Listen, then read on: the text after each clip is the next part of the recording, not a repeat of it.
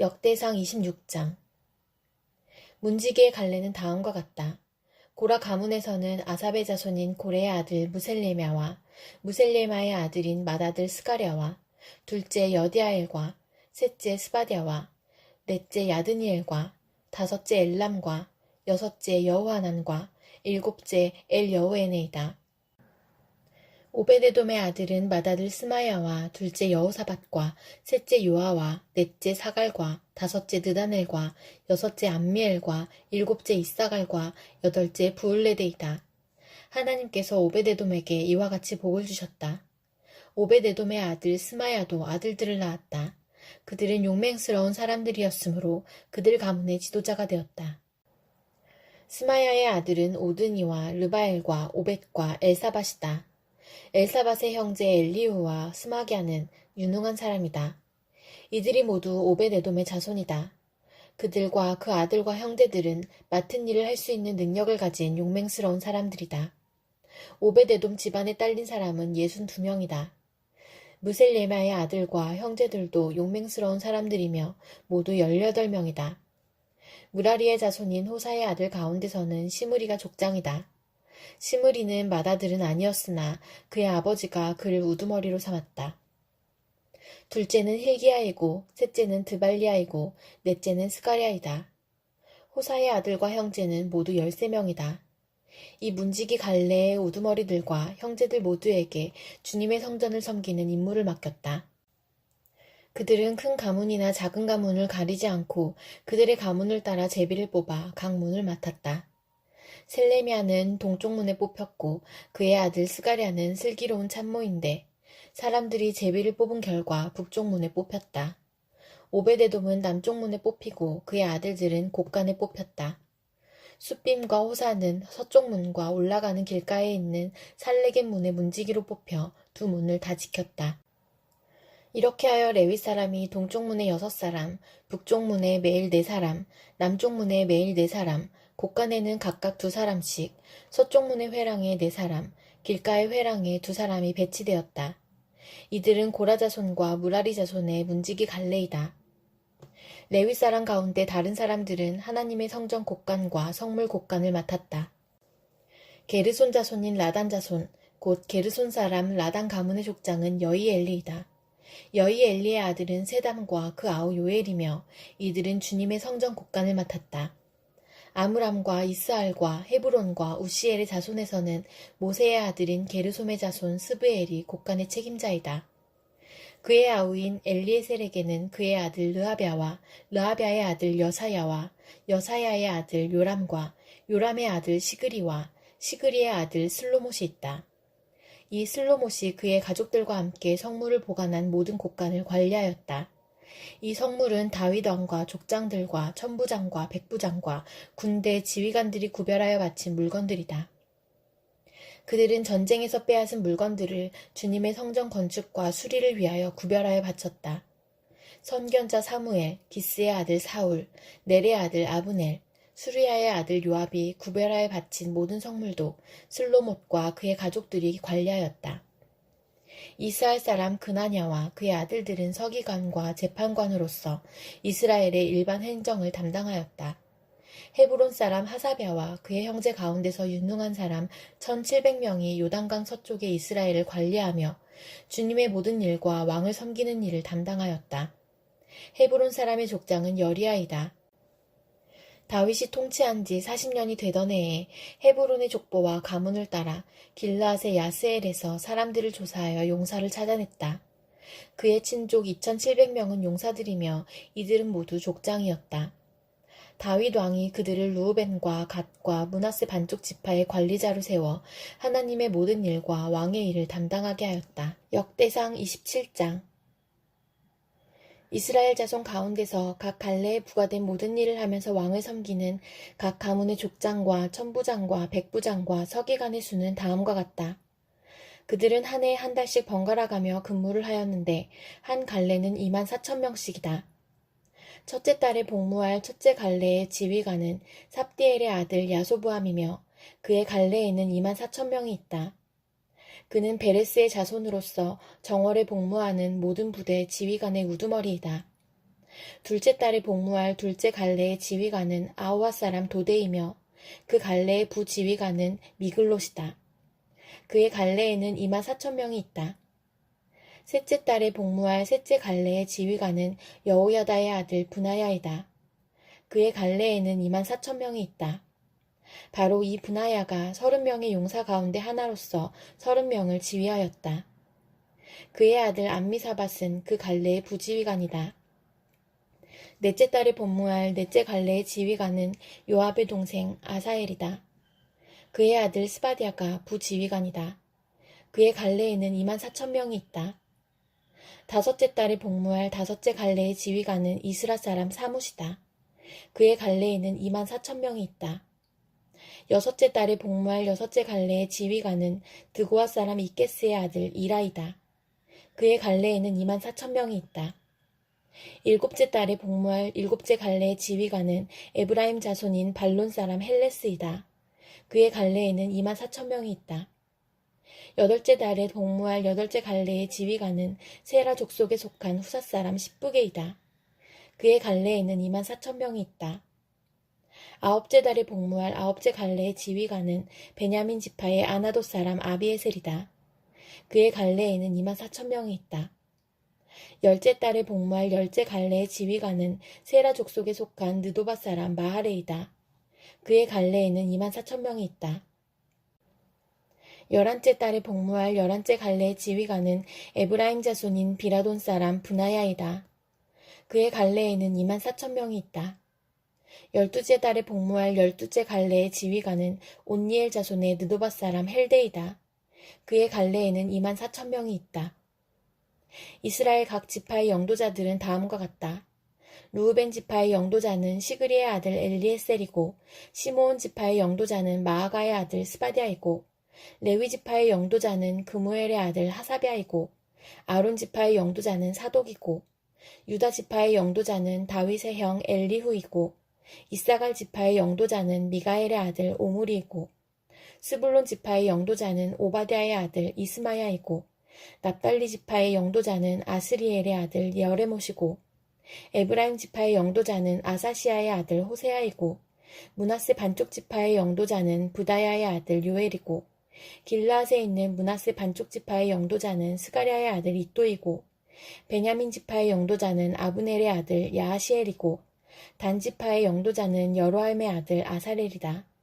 이들이 이스라엘 각 지파의 영도자이다. 주님께서 이스라엘 사람을 하늘의 별만큼 많게 해주겠다고 약속하셨기 때문에 다윗이 20살 이하의 사람 숫자는 조사하지 않았다. 수르야의 아들 요압이 인구조사를 시작하였으나 이 일 때문에 주님께서 이스라엘에게 진노하셨으므로 끝마치지 못하였다. 그래서 인구조사 결과가 다윗 왕의 실록에 기록되지 못하였다. 아디엘의 아들 아스마웻은 왕의 곡간을 맡고 우시아의 아들 요나단은 들녘과 성읍과 마을과 요새에 있는 곡간을 맡았다. 굴룹의 아들 에스리는 밭에서 일하는 농민을 관리하였다. 라마 사람 시므이는 포도원을 관리하고 스밤 사람 삽디는 포도원에서 포도주 곡간을 관리하였다. 게델 사람 바알 하나는 평야의 올리브나무와 뽕나무를 관리하고 요아스는 기름 곡간을 관리하였다. 샤론 사람 시드레는 샤론에서 기르는 솥대를 관리하고 아들레의 아들 사밧은 골짜기에 있는 솥대를 관리하였다. 이스마엘 사람 오빌은 낙타를 관리하고 메로노 사람 예드야는 나귀를 관리하고 하갈 사람 야시스는 양떼를 관리하였다. 이들이 다윗 왕의 재산을 관리하는 사람들이다. 다윗의 삼촌 요나단은 고문이며 서기관이다.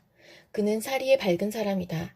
항모니의 아들 여히엘은 왕자들을 돌보았다. 아이도벨은 왕의 고문이고 아렉 사람 후세는 왕의 친구가 되었다. 브나야의 아들 여호야다와 아비아달은 아이도벨의 후임자가 되고 요압은 왕의 군대 총사령관이 되었다. 베드로후서 1장. 예수 그리스도의 종이요 사도인 시므온 베드로가 우리 하나님과 구주 예수 그리스도의 의를 힘입어서 우리의 믿음과 같은 귀한 믿음을 받은 이들에게 이 편지를 씁니다. 하나님과 우리 주 예수를 알므로써 은혜와 평화가 여러분에게 더욱 풍성하여지기를 바랍니다.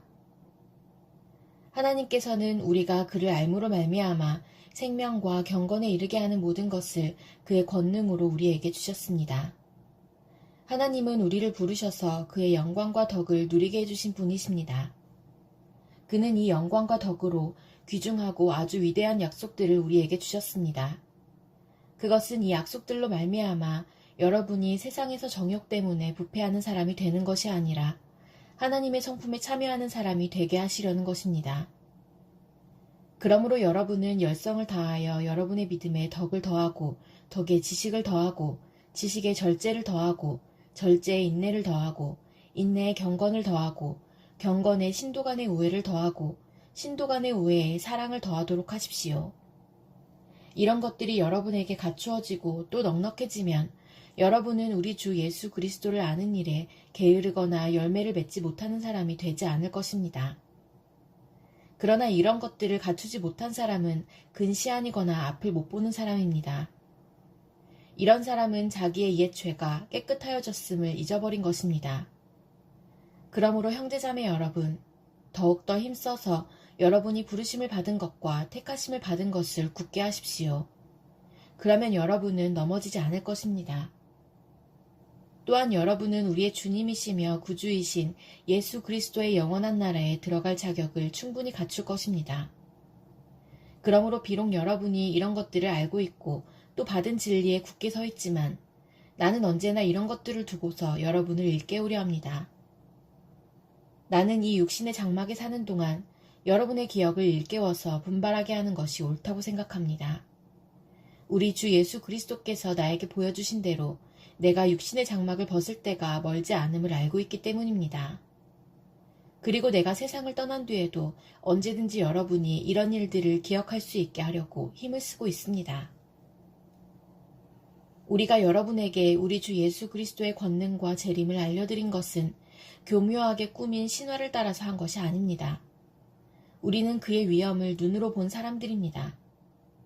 더없이 영광스러운 분께서 그에게 말씀하시기를 이는 내 사랑하는 아들이요 내가 좋아하는 아들이다 하실 때에 그는 하나님 아버지께로부터 존귀와 영광을 받았습니다.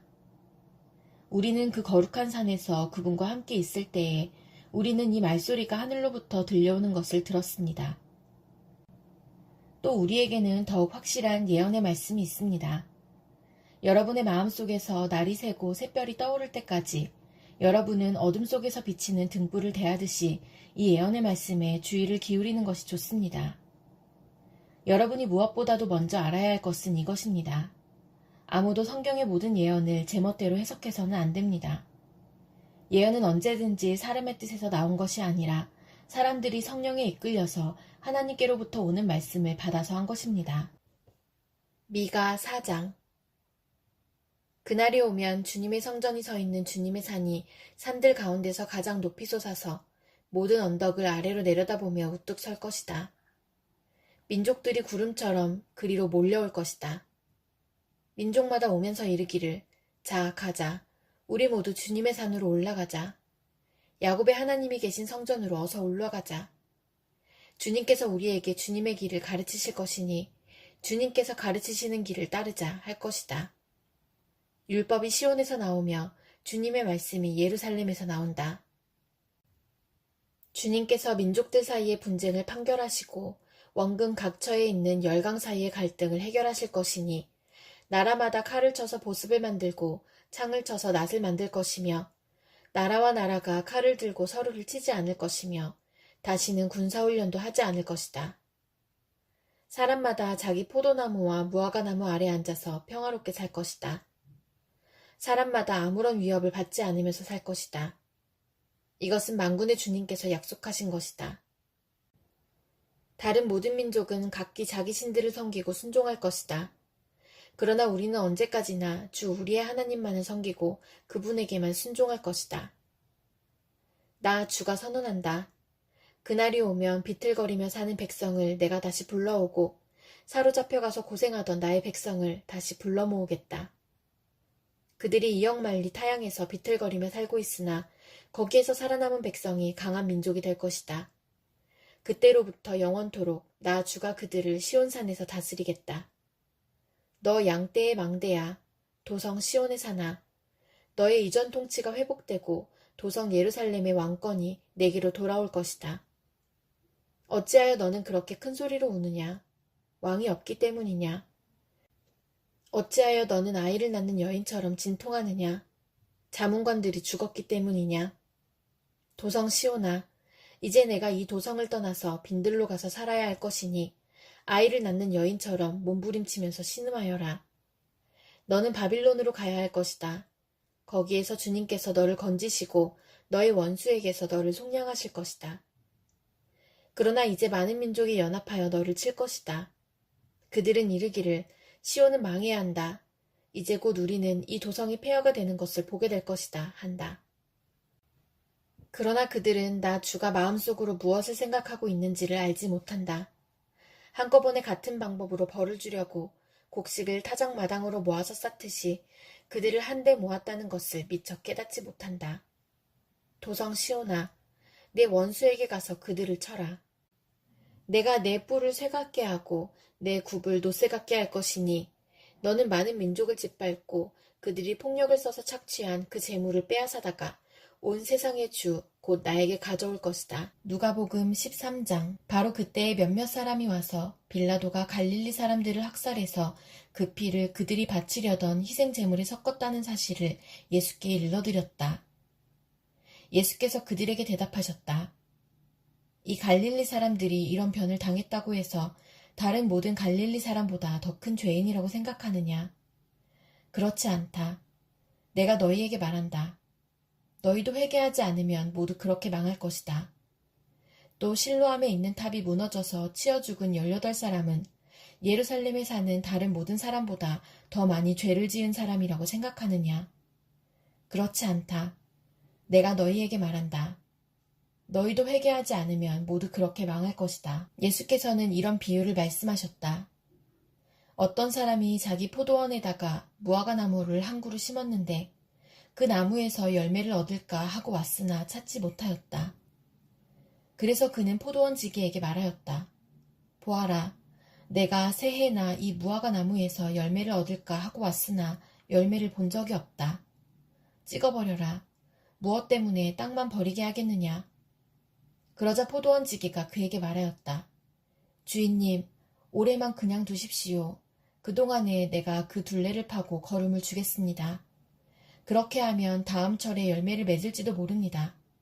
그때에 가서도 열매를 맺지 못하면 찍어버리십시오. 예수께서 안식일에 회당에서 가르치고 계셨다. 그런데 거기에 18회 동안이나 병마에 시달리고 있는 여자가 있었는데 그는 허리가 굽어 있어서 몸을 조금도 펼 수 없었다. 예수께서는 이 여자를 보시고 가까이 불러서 말씀하시기를 여자야, 너는 병에서 풀려났다 하시고 그 여자에게 손을 얹으셨다. 그러자 그 여자는 곧 허리를 펴고 하나님께 영광을 돌렸다. 그런데 회당장은 예수께서 안식일에 병을 고치신 것에 분개하여 무리에게 말하였다. 일을 해야 할 엿새가 있으니 엿새 가운데서 어느 날에든지 와서 고침을 받으시오. 그러나 안식일에는 그렇게 하지 마시오. 주님께서 그에게 대답하셨다.